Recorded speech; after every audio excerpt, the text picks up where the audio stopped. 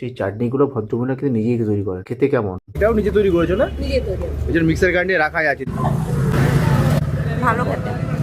নমস্কার বন্ধুরা, আমি প্রলয়, আমি আপনাদের বন্ধু। আজ আপনাদের সাথে একটা জরুরি বিষয় নিয়ে রিসার্চ করতে বেরোলাম। আচ্ছা, আমরা একটা ভালো মানুষ বলতে কি বুঝি? যার ভেতরে রূপ দেখে মজে যাওয়া যায়, নাকি যার ভেতরটা মানে যার মনটা একেবারে পরিষ্কার আর গুণী? ঠিক একই ফর্মুলা কিন্তু খাটে একটি ভালো মোমোর ক্ষেত্রেও। মোমোর উপরের পাতলা আস্তরণটা বড় কথা নয়, মোমোর আসল পরিচয় লুকিয়ে থাকে তার ভেতরের সেই ভালোবাসার পুর আর ঠাসা স্টাফিং এ।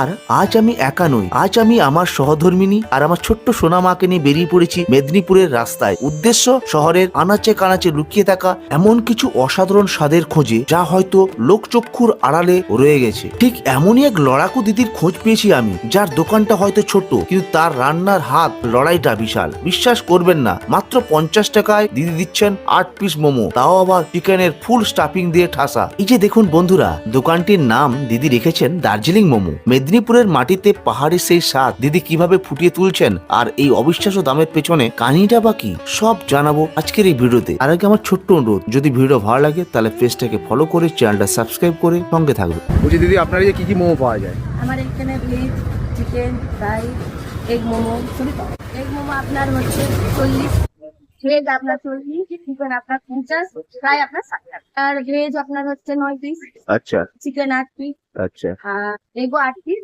আর ফ্রাইটা হচ্ছে 9 পিস। মোমো খাওয়ার জন্য কোন জায়গা আছে? আর অরবিন্দ স্টেডিয়ামের সামনে। মানে এই যে অরবিন্দ স্টেডিয়াম তার সামনে। বলছি দিদি, তোমার টাইমিংসটা কি আছে দিদি? আমি 4:30 থেকে 9টা। তোমার নাম কি? দার্জিলিং মোমো। আপনার নাম কি?